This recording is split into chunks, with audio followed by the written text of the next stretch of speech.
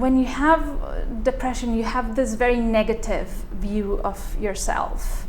It's very hard to explain, but it's like having these really dark glasses on, and your perception of the world, I think, is to an extent very distorted.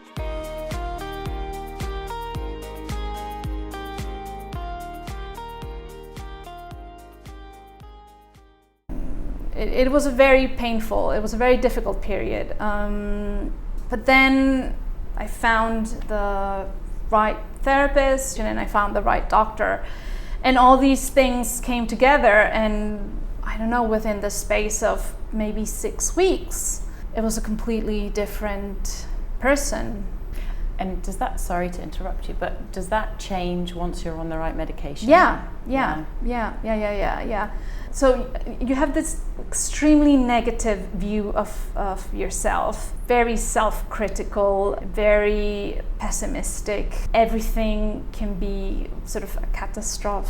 Your sleep patterns can go out the window. Together with that, there can also be anxiety. So you can be thinking about, what if my parents die and I didn't speak to them today? And you start kind of, more than a worry, it really starts your quality of life really diminishes. Yeah. When it becomes postpartum depression, are those symptoms the same? Does it suddenly change from this is depression, now it's postpartum depression, so it changes your worries, it changes your anxieties, or is it all based on your experience? I think that with postpartum depression, at least for me, there was definitely that very negative self-image and talk, sort of internal monologue that's just constantly putting you down and constantly undermining you. Okay. And that comes at a time when you've gone through all these physical changes as well, so you really don't need to be giving yourself a hard time. Yeah, and not only that, you're sleep deprived, you're very tired. You are also trying to, like you said, you're trying to adjust to this new reality. Because whereas before, okay, I'm depressed and I don't want to see anyone, husband, I don't want to see you. Mm-hmm. Now you have this baby, and for some women, there's an issue of not being able to bond with the baby, or not being able to kind of feel identified with it. That didn't happen to me, but there was just this guilt because I had this baby and she was healthy and she was fine, but I felt like I was going to die. Yeah. I felt this internal pain and this sadness that I just could not escape, and I wanted to cry all the time, but I mean, you don't want to be crying with your baby all the time, right? And it's two people crying. Yeah. And all of a sudden you have this life that you're responsible for. Yeah. So previously, if you had felt yourself going into one of these episodes, and you might have taken yourself to bed because you felt so tired. You know, one of the strategies that we set up with my doctor was, you know, the basic pillars of my well-being. Because again, with depression, you have this very negative kind of lenses. You can also have very, detrimental habits. Mm-hmm. So skipping meals, not eating properly, not resting enough, not drinking enough water, not doing exercise, whatever, they really don't contribute. I mean, if your blood sugar is low, you're not going to be the best person. If you're dehydrated, the same. If you're tired, so making sure I was well rested, eating well, and doing some kind of physical activity were the basic things for me. I stopped my medication before I got pregnant with Frida because I was afraid of any possible side effects. And the doctor said, look, should be fine, but let me tell you, you are a candidate for postnatal depression because you've had this history. Mm-hmm. And I said, okay, yeah, fine, whatever. It's not gonna happen. Is that what you thought? You thought, I'm okay now? I'm fine, I'm okay now, I don't need this. I can deal with it myself. Move country, move move lifestyle, everything. Lose the support network friends, and find myself here in Singapore. And I'm pregnant, and I think already when I was pregnant, things were not great. I had a very long and traumatic birth for me that already did not set me up very well. Yeah. So I had all these expectations going into the labor, which went completely out the window. Of course. Yes. As is a very common story. As it happens. Yes. And had an emergency C-section. And yeah, I think that kind of quickened my descent into another episode. And in this case, because it was after birth. In the beginning, I could not sleep. I was extremely anxious. I had fears of not only is my baby breathing, which I think all new moms, you wake up and it's breathing. Yeah. But it was a constant fear and sort of flashes of, something horrible happening to her. So not sleeping very well. Extremely tired, extremely irritable, and feeling very guilty because I have this baby and I don't have the patience for it to cry. I mean, I can't stand the baby crying because it makes me want to cry. And what am I doing wrong? And again, that negative self-talk and that very negative view, everything that went wrong with the baby, which at the end of the day, it's just a baby being a baby, right? Yeah. Babies cry. And but hindsight is exactly. Babies cry and babies get upset, and there's nothing you can do. That's just how it is. But everything would be my fault, and I could not see any positives or any sort of praise myself for, you're doing this well. It started getting to the point that I was convinced I was negative influence to my baby.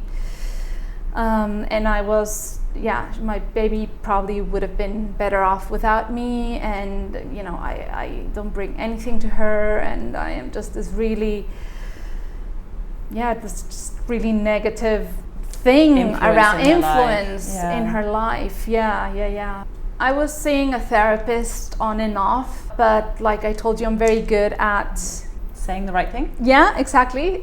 Saying what they want to hear, even though it's not how I'm feeling. Because again, having this fear around, I'm depressed again, and what does that make me? What does that mean? Does it mean I'm weak? Does it mean I'm a failure? Does it mean all this kind of stuff? But eventually my marriage started to suffer. I was not enjoying being a mom. I found it exhausting, and I found it painful, and I found it just excruciating, really. I didn't want to go out because I felt so unsafe anywhere that was not my flat. I didn't like to socialize with other moms. I didn't like to be out of control, and the only kind of place that I could control was my flat. And all this guilt, I even though I had the opportunity to rest, for example, I would not rest because I should not be resting. There's other moms that don't rest. I should be able to be like them, and I should be, this endless comparisons and this very skewed way of thinking that's just not very logical or rational or healthy. So it got to a point where I thought, okay, there's something going on. I'm not myself. During one of my visits to the counselor here, they had suggested, well, why don't you try medication? Oh, no, I can manage without it. It's fine. Again, I was afraid of taking medication while I was breastfeeding, but it got to the point that I thought, okay, I can't take this practice anymore. And I went to see my old doctor. Back in the UK? Back in the UK, and that was when my daughter was over a year old. So you'd struggled for over a year? Yeah. And then... And more, because while you're pregnant you said things weren't good. Yeah. And he looked at me and he said, Fatima, look at yourself. Yes. So you were able to be honest with him? Yeah. You didn't put up a facade with him? How's your marriage going? Terrible. How are you enjoying being a mother? I hate it. All this, everything was just, my baby's probably better off without me. He said that's not the case. And I said, but I don't want to take medication because I am breastfeeding. He said, look, she's over a year old now. You're not going to breastfeed forever, number one. Number two, what do you think will affect her? How do you think you getting divorced from your husband will affect your daughter? And I thought, that's like real talk right there. Yeah. But it's what you needed to hear. Yeah. How do you think that will affect her? And I thought, okay, no, that will not be good. Yeah. And also, okay, you're breastfeeding, great. I'm all for it, but it does take a toll on the body. So, why don't we put you back on the medication you were before, and let's just see how it goes. And lo and behold, a week later, I wake up. Yeah. Same thing? Same thing.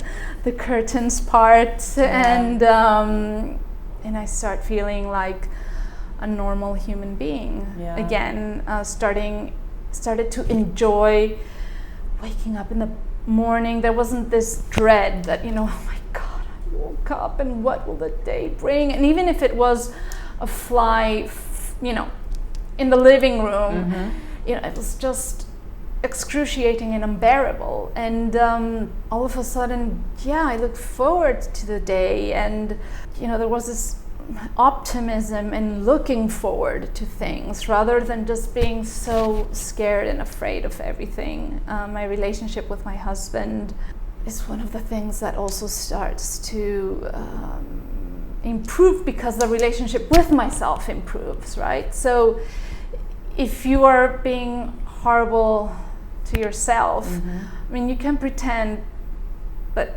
you're okay with others, but you put this huge barrier and you try to keep them at a distance, or inevitably it comes across, neither of which are great when it comes to a close partnership. For my second pregnancy, because first child, super depressed, there's no way I'm ever having another baby. And then all of a sudden I'm on medication and I think, wow, this is amazing. I would really like to have another baby. I think even people that aren't taking medication get that thing of like, they get through it and then they're like, it's time to do it again. That's quite a common theme amongst my friends. So for my second pregnancy, I stayed with medication. Yes. It was a decision that we took together, my husband and I. He's always very understanding, and he says, look, whatever you decide, I support, but at the same time, now we have a daughter, and it's not just about you and me. Now there's a third person concerned. So, you do whatever you want to do, but take this into account. And it was, I had made up my mind long before that. I couldn't put myself at risk. I couldn't put my marriage at risk, and I couldn't put my toddler at risk either. So I stayed with medication throughout my pregnancy, and it was a fantastic pregnancy. I enjoyed it so much. Yay! I enjoyed it so much, and the birth, I had a VBAC. Yay! You don't hear that many successful VBACs. Yeah, so I had a VBAC, even though, there were setbacks, but I think the difference is that you have these foundations to tackle them or overcome them or find solutions or just accept them. Yeah. that there are setbacks in life, exactly. and it's not something that you did, and it doesn't have to overwhelm you. And it doesn't have to be your fault, and it doesn't have to be, you don't have to feel guilty about everything. And I've really enjoyed my pregnancy. I've really enjoyed giving birth. It was this magical, I mean, not this magical, but it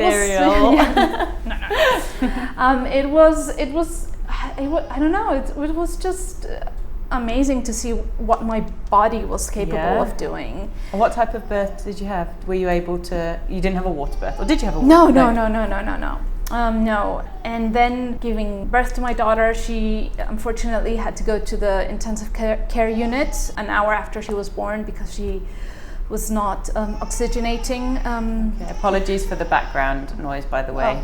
We're moms. We're moms. We're power moms. And we have an angry little baby Lana not taking a nap. Oh, and by the way, this is not how we look on an everyday basis. I don't know what you mean. Don't listen. Yeah, this is.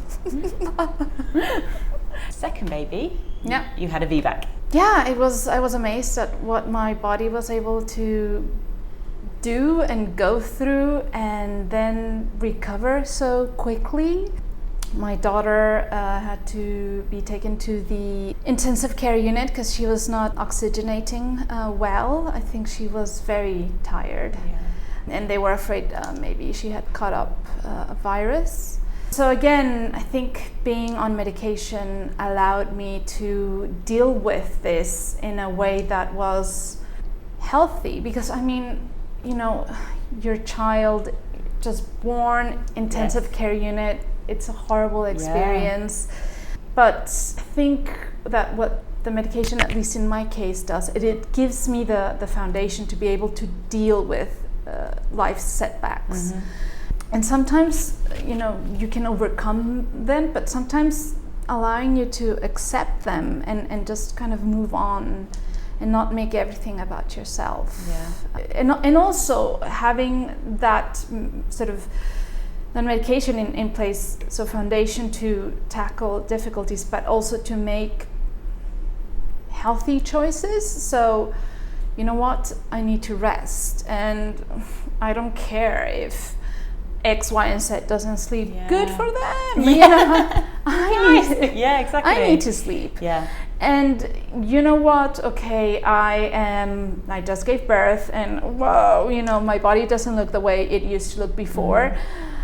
And it's fine. It doesn't matter. You know, okay, yes, I saw this woman on social media and she looks absolutely fantastic. Good for her. Great. Also Photoshop. It just gives you a little, it allows you to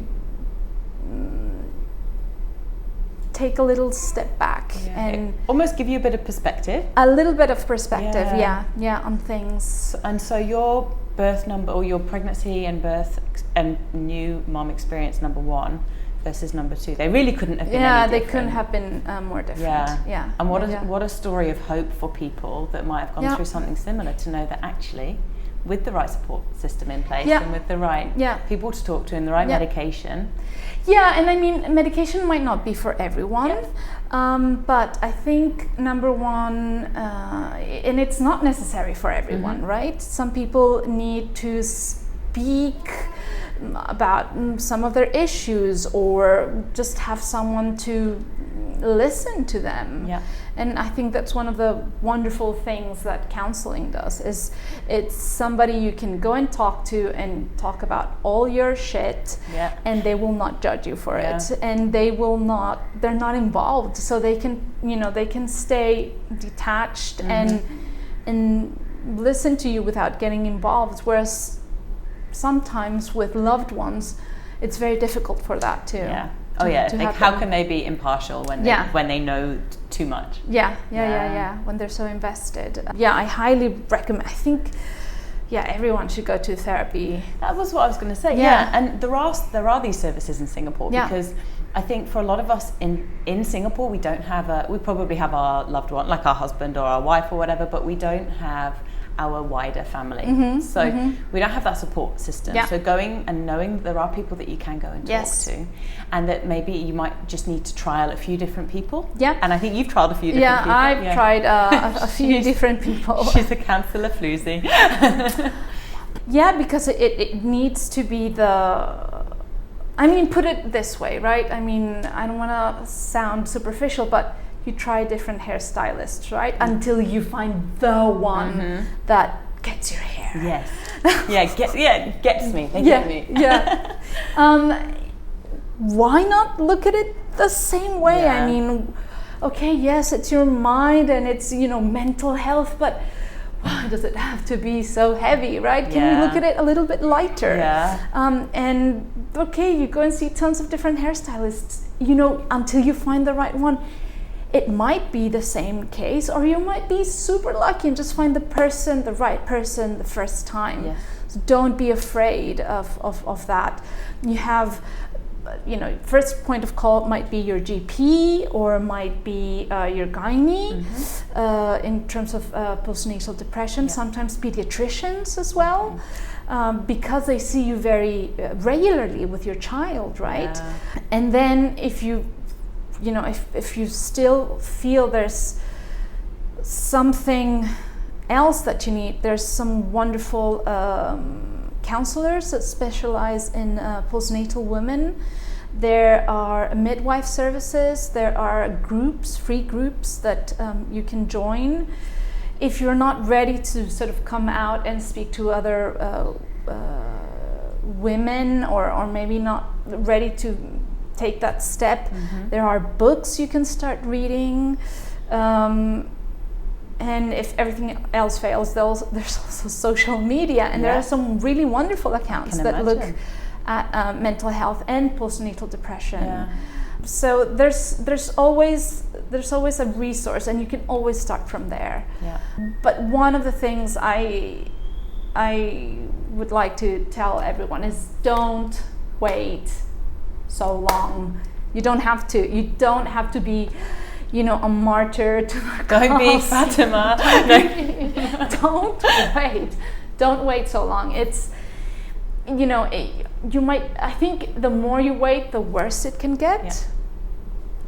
Again, if you have a muscle injury and you leave it for too long, it's just going to get worse. It might require surgery because you've been leaving it, you've been neglecting it for so long.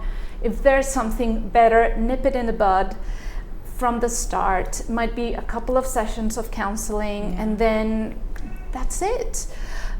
You might need something else, you might not, but you don't know until you go and see a professional, I think. Absolutely. And so that's your postpartum story. And your postpartum story hasn't stopped, because you're now doing something a little bit new, a little bit different, that I also want to just briefly talk about before we finish. Briefly. So I am, how could I describe it? I love jewelry. Lovely necklace. Oh, thank you. What about my earrings? Yeah, beautiful earrings. They suit you so much. So in my former life, I used to work with jewelry, so it's something I've always worked with and always loved, and just been really, it's something I really appreciate. And with this second pregnancy, I found myself having this sort of burst of creativity and hope. Why not? And I've been amassing this collection of gemstones over the decades at this point. Oh, is it? Vintage jewelry now. I'm at a point where I can start counting decades now. So I thought, okay, why don't I make some jewelry? I mean, in Southeast Asia, there's this tradition for jewelry and appreciation for it. And I had the gemstones there, and I had the desire and the time. So I started making jewelry pieces, so making necklaces, so things that I could do myself. And then when my daughter was born, my mother-in-law asked me to make a pair of earrings for her to sort of celebrate the birth of my daughter. So we put together her birthstone and then the stone of my mother-in-law together, sort of to symbolize my daughter and her together. And then we put a couple of other motifs around what we wanted to sort of her life to be blessed with. And I loved the process. I love the process of having these pieces that really remind you every day of something so special and that have so much meaning for you. Yeah, I've started making bespoke pieces for people who want to have this little piece of a memory that they can touch and they can feel. And feel beautiful. And feel beautiful in it, So what's your business called? So my business is called PWRMUMS, and that is my surname, Martinez, and then Moxon, which is my husband, and together is PWRMUMS. But also a little bit more poetically, it's my husband and I together have our daughters, and my daughters are the biggest source of inspiration. Yeah, and it's all about the joy they bring, and I think the joy that children can bring to us, and this new kind of perspectives in life, and how to have this little pieces of them that we can wear and then we can pass on to them. It's beautiful. Thank you. Thank you so much. Thank you for having me. Yes, and I really feel like anybody that can do a muscle, as a physio, a muscle analogy to signify health and mental health and make things easy for people to understand. You're a power mum. Oh, thank you. Thank you very much. Thank you very much, Kat, for having me.